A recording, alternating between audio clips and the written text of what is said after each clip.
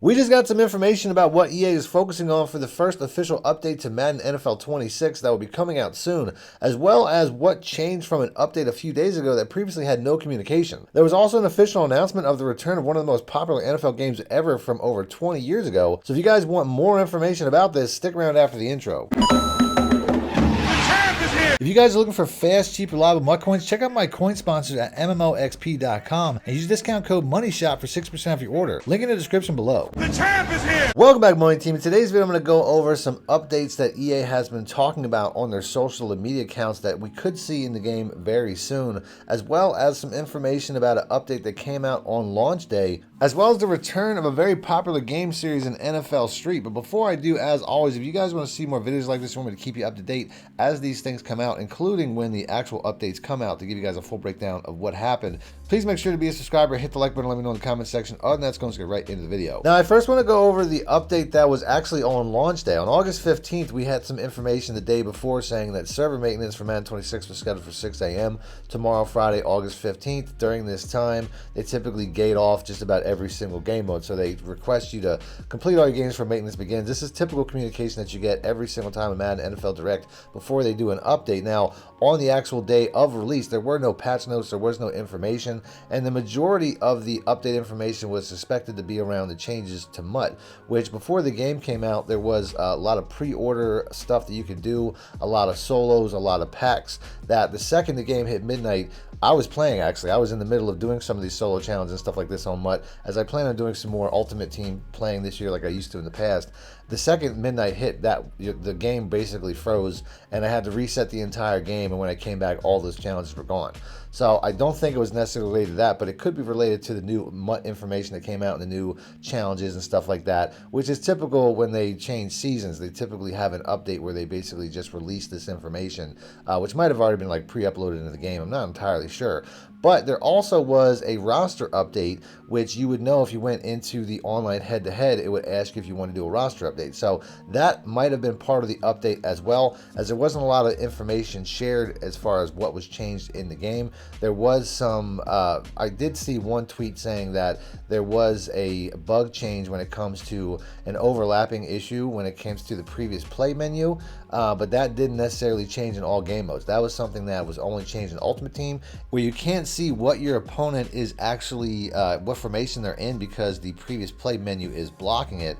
But it's something that if they did change in Ultimate Team, which I really didn't notice, then ultimately it's probably something that they're going to try to eventually work on for other game modes. So that's one thing that they're probably focusing on when it comes to fixing for the future update. But as far as the current update, like I said, it really seems like they only really made changes to the online roster. Now, as far as the roster update goes, there are a few small changes that I noticed, as though I didn't go through the entire roster before the update and after the update to find all the changes. So let us know in the comment section if your favorite team made some changes to the roster. But I did notice that there was a change to Cam Little, who had a 70-yard field goal in the preseason, and they even announced this on their social media accounts, that based on the fact that he did that, essentially setting the NFL record, that his overall, as far as kick power, went up to a 99, which is something that they did talk about. But other than that, there really wasn't a lot of information, and to me, there's still a lot of work that needs to be done when it comes to these depth charts and these rosters. Now, since I'm an Eagles fan, I did notice that Jacorian Bennett, who was traded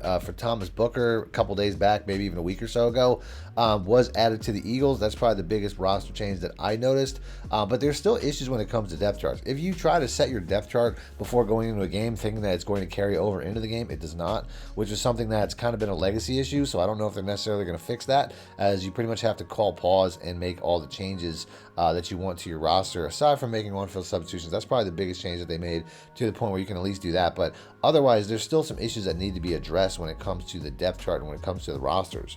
Next up, I'm going to go over some communications that we've been seeing slowly come out via Twitter or X posts, basically giving you an idea on some of the things that EA is looking to address when it comes to a future update, that we don't necessarily have information on when it's happening, but the fact that we're seeing information come out lets us know that they're working on something that's going to be coming out very soon. Starting off with a post from Scott O'Gallagher, who I've mentioned a lot in the past, who is the current creative director when it comes to Madden and college, as he put out a poll on his X account less than 24 hours ago asking people the following question: when you're scrambling as a QB and hit the right stick, what do you prefer it does? QB right stick moves, playmaker control, or I don't use either. Now, I clicked on playmaker control because that's something that I used in the past and previous years. I like that. I don't think the current one is as responsive as I would like, where you have to hold the left trigger and flick the stick. I just don't feel like sometimes it does anything when I'm flicking the stick over and over and it's not actually doing anything. So to me, I would like to see them go back to playmaker control. And when I clicked on it, it also brought the percentages in which people are voting, where it's currently in the lead at about 57%. Now, this is important because there was a lot of people that were upset when EA took away the ability to make flat route adjustments in your hot routes when it comes to slot receivers and tight ends and stuff like that. And not too long ago, he put up a poll very similar to this, asking the exact same question: what would you like changed to the hot route menu? And the flat routes being brought back won, and that's why it's back in the game. Now you can do flat route adjustments, which you couldn't previously do before he put up this poll. So he's shown a trend now where he's asking the community, what do you guys want to see changed in the game? And typically the winner of these polls have been implemented in a current update. So the fact that he's putting this on his Twitter account, asking this question, and the fact that playmaker control is in the lead by a pretty wide margin lets me know that playmaker control is probably going to come back when it comes to the right stick. And it doesn't really know what that means as far as the right stick moves when it comes to running in the backfield. Me personally, I don't really use it. I forget it's there half the time. I don't feel like it's necessarily the most functional aspect, and it is pretty cool. But if they do take that away, that's going to be something that they marketed quite a bit going into this year's game. That's now just going to disappear if it goes this way, which I ultimately think that it will. Next up, we have a tweet that was reposted by Madden NFL Direct from the Madden Championship Series, where they said, "We're aware of a PAF settings bug and are working to address it. The kickoff challenge ladder is continuing as scheduled. Thank you for your patience and support." Now, what is the PAF settings bug? If you Google this, basically what it comes up with is PAF stands for play a friend. And since this is being posted by the Madden Championship Series and they're referring to their challenge ladder, which is what you have to do to get into the Championship Series, I think you gotta get into the top 100 players based off of just playing the game over and over. What it sounds like is people might have figured out a way to play a friend to improve their record in this Championship Series challenge ladder by basically just allowing their friend to lose over and over or whatever. That's what I'm guessing it is, but there's no more information than that, and even people in the comment section didn't necessarily know. So if you know what it is, once again, let us know in the comment section.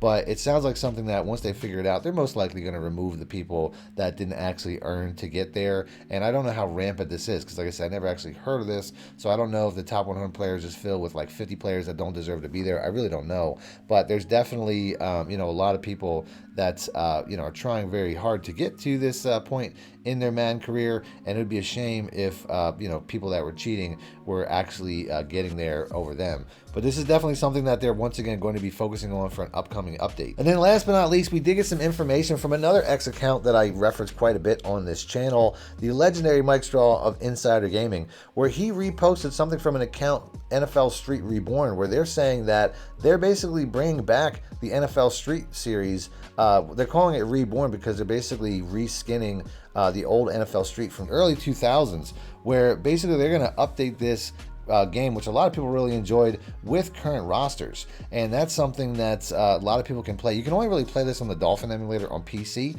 but it's going to be available on September 5th, and it's going to be something that if you really were into that game and you want to play an old game, especially one that was definitely unique. I mean, they don't make games like the Street series anymore, as EA just really makes the same simulation-based game based off of current NFL or current college. There's really not a lot of creativity. So if you miss the old creativity of NFL Street, it is coming back, but it's not like a real game that's going to be coming out on like Xbox or PlayStation or anything like that. But it's definitely cool, as this is something that you see quite a bit. I mean, you saw a lot of people reskinning NCAA 14 for multiple years back in the day. So I'm going to end the video there, but if you guys want to see more videos about Madden 26 other than popping up on screens, just click links. Until next time, thanks for watching, man. My shit out. Need more help or just want to show your support? Then head over to my Patreon and join my team, where you can get exclusive content like ebooks and bonus plays, as well as early access to my vids and more. Link in the description below.